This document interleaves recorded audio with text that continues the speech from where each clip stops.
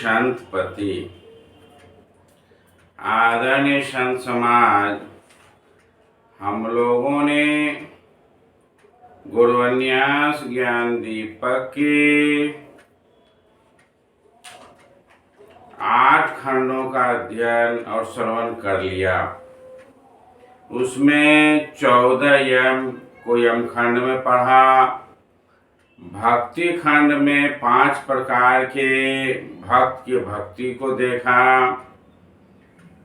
और फिर अब गुरुन्यास ज्ञान दीपक के 9वें खंड में परमात्मा के 10 अवतार, परमात्मा के 10 अवतार खंड हैं, जिसमें परमात्मा के 10 अवतार का वर्णन किया गया है। दुखरानंद स्वामी परमात्मा शिवनारायण स्वामी से 10 अवतार की चर्चा करते हैं। इन अवतारों को मैं सीधे सीधे आप सबों के बीच रख देता हूँ, क्योंकि आज के समय में ये 10 अवतारों को सभी कोई इसकी बातों को जानते हैं और समझते हैं। फिर भी मैं नाम आप लोगों के बीच रख देता हूँ।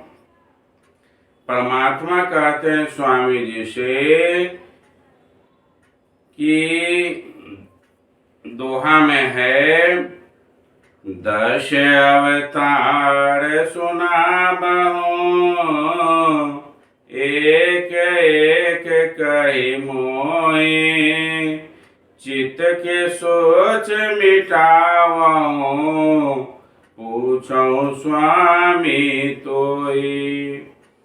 शिवनारायण स्वामी कहते हैं परमात्मा से कि हे प्रभु, हे स्वामी, आप अपने 10 अवतार का वर्णन हमसे कहें और उसको आपने क्यों धारण किया और उसको धारण करने पर आपने संसार में क्या क्या कार्य किए।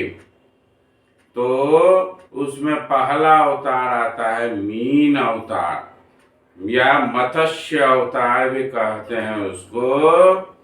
तो मत्स्य अवतार की आवश्यकता इसलिए पड़ी परमात्मा को कि जब सृष्टि का समापन होना होता है, यानी कि जब प्रलय का समय आता है, तो परमात्मा मत्स्य रूप धारण कर प्रजापति के माध्यम से सारे संसार के बीजों को एक बड़ी सी नौका में लाद कर वेदों को सुरक्षित कर उसमें सवार करने का आदेश देते हैं। और फिर वह मत्स्य उस नौका को लेकर समुद्र में पानी में चलने लगता है और फिर पूरा संसार अर्थात पूरी धरती जलमग्न हो जाती है। सभी जीव जंतु पेड़ पौधे सारा जल के अंदर डूब जाता है। उस समय उस नौका पर प्रजापति और फिर सभी चीजों के बीज मौजूद होते हैं। फिर से जब सृष्टि का काम प्रारंभ होता है तो उसी बीजों के द्वारा पुनः सृष्टि शुरू होती है। इसलिए उनकी रक्षा के लिए प्रभु मीन अवतार लेते हैं। दूसरा आया है कच्छप अवतार, कछुए का अवतार। कछुए के अवतार में जब समुद्र मंथन की बात आई तो समुद्र मंथन जब चलने लगा तो मंदराचल पर्वत को बनाया गया, उसका मथनी, और मथनी को जब घुमाया गया तो घुमाने पर एक तरफ देवता थे एक तरफ दानव थे और उसमें सर्प की रस्सी बनाकर मंदराचल पर्वत को मथा, समुद्र को मथा गया। इस मथने के क्रम में मंदराचल पर्वत धीरे धीरे नीचे की ओर जाने लगा। जब वह नीचे जाने लगा तो अब उसको रोके कौन? तब जो है प्रभु कछुआ एक विशाल कच्छप का रूप धारण कर मंदराचल पर्वत के नीचे चले गए और फिर उसके पीठ पर मंदराचल पर्वत को रखकर वह मथनी को के द्वारा मथा गया और एक एक चीज उस मंथन से प्राप्त हुआ, जो कि देव, दानव और महादेव तक उसको ग्रहण किए। आज भी समुद्र का मंथन अर्थात समुद्र की तलहटी में बहुत सारा खजाना छिपा है और धीरे धीरे उसका दोहन कर अभी भी लोग प्राप्त कर रहे हैं। इस तरह वो कच्छप रूप धारण कर समुद्र मंथन में सहायता प्रदान किए। फिर आया बढ़ा अवतार।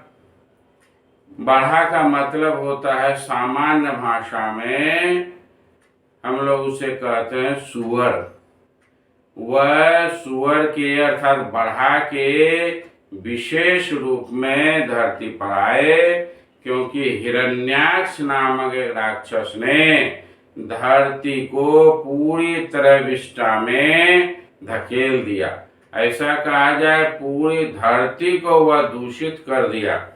उसने हिरण्याक्ष को मारकर धरती को पवित्र किया और उस विष्ठा से बाहर निकाला। इस तरह से परमात्मा बढ़ा अवतार लेकर इस पृथ्वी को, इस धरती को, संसार को कल्याण के मार्ग में लगाया और फिर यहाँ पर लोग अमन चैन से रहने लगे। ये बढ़ा अवतार का एक तीर्थ नेपाल में मौजूद है। लोग वहाँ जाते हैं बढ़ा देव के स्थान में और वहाँ जल वगैरह डालते हैं। फिर चौथा अवतार है नरसिंह अवतार। हिरण्याक्ष का ही एक भाई हिरण्यकश्यपु, जो कि तपस्या कर वरदान पाया। वरदान में उसने पाया कि मैं मरूं नहीं, तो फिर उसको वरदान में कहा ऐसा संभव नहीं है, यह मिलेगा तब इसमें कुछ शर्त लगा दिया जाए। शर्त क्या था? मैं न रात में मरूं न दिन में मरूं, न मैं धरती पर मरूं न आकाश में मरूं, न घर में मरूं न बाहर मरूं, न अस्त्र से मरूं न शस्त्र से मरूं, न आदमी से मरूं न जानवर से मरूं। इस तरह से बहुत सारी शर्तों के साथ उसको वरदान प्राप्त था। इस कारण से हिरण्यकशिपु अपने को परमात्मा भगवान समझने लगा और अत्याचार करने लगा। लेकिन यह उनका ही पुत्र प्रहलाद धरती पर आकर विष्णु भक्त बनकर अपने को दिखाया और पूर्ण विश्वास के साथ प्रभु के साथ संबंध बनाए रखा।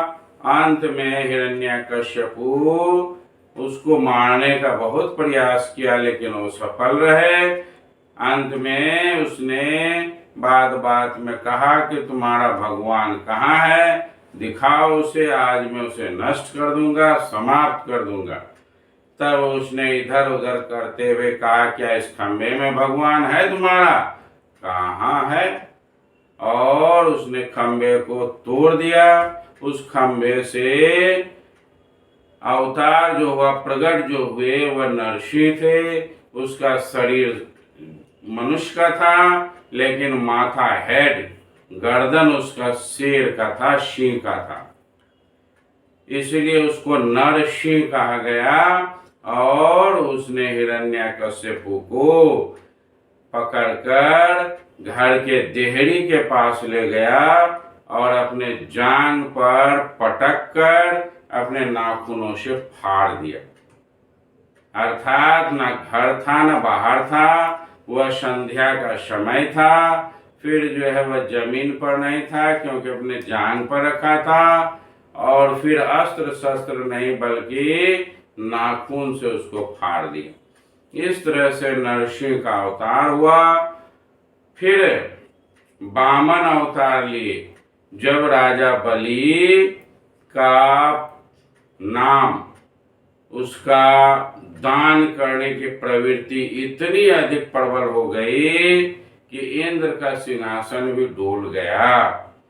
तो धरती का कोई वासी का पुण्य इतना अधिक होकर जब देव देवताओं को यह भय होने लगा कि यह कहीं हम लोगों को भगा न दे, इस भय से वह प्रभु से प्रार्थना किए और तब प्रभु जो है वामन का रूप, वामन माने बौना, बौना का रूप धारण कर धरती पर आए और फिर राजा बलि के दरबार में गए और उसने उससे 3 पग भूमि मांगा।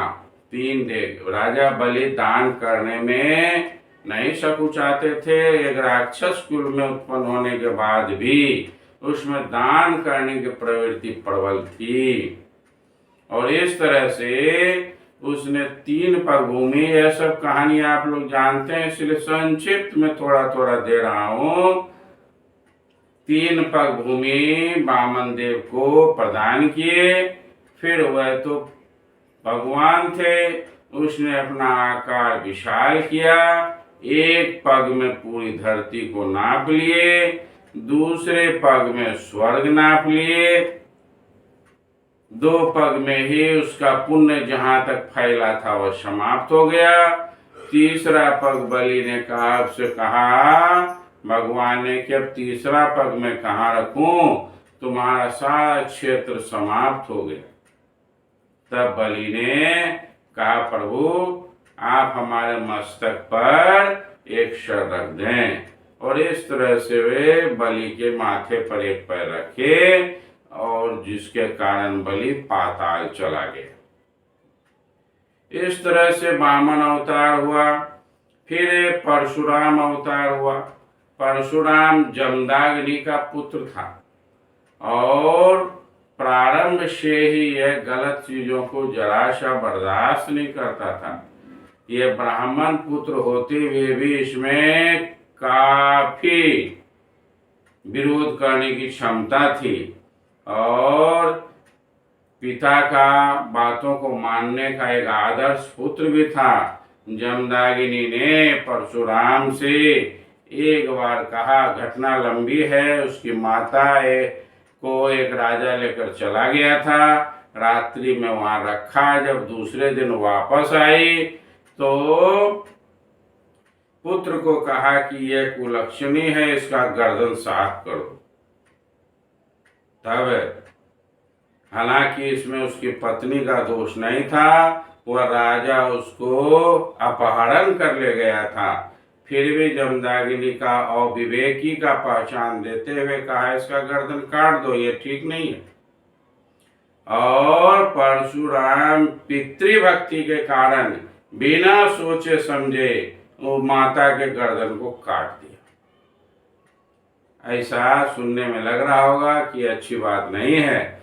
जब गर्दन कट गई तब परशुराम को भी एहसास हुआ कि यह गलत बात है, लेकिन उसके पिता खुश हो गए कि मेरा बेटा मेरी आज्ञा का पालन कर रहा है।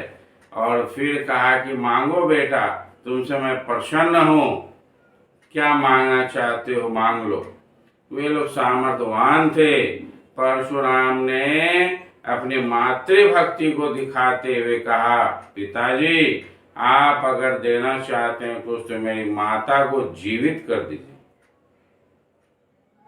बेटा पिता और माता के लिए अपना सर्वस्व निछावर करता था।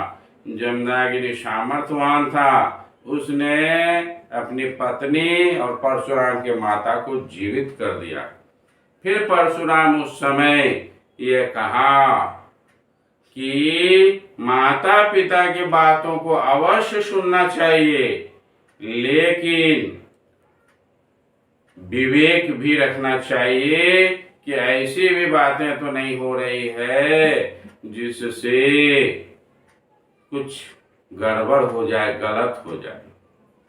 वह परशुराम उस समय क्षत्रियों का बड़ा ही क्या कहा जाए, अन्याय चलता था, इसलिए उसने क्षत्रियों का कई दफा विनाश किया धरती पर। एक ब्राह्मण पुत्र होते हुए भी एक क्षत्रिय के तरह लड़ा और विनाश किया। इस प्रकार हम लोगों ने प्रभु के, या यूं कहा जाए कि समय समय पर उसे जिन रूपों की आवश्यकता हुई वे उसी उसी रूप को धारण कर धरती पर आए। उनका कोई निश्चित रूप नहीं है। जैसे जैसे लोगों ने उसे पुकारा, जिन जिन रूपों में लोगों ने उनको पुकारा, वे वैसे वैसे रूप धारण करके धरती पर आकर भक्तों का कल्याण किए। इस प्रकार हम लोगों ने 6 अवतार को देखा। अगला अवतार राम अवतार है, जिसे हम लोग अगले वीडियो में देखेंगे। आज इतना ही कहकर अपनी वाणी को विराम देता हूँ। जय गुरु संत।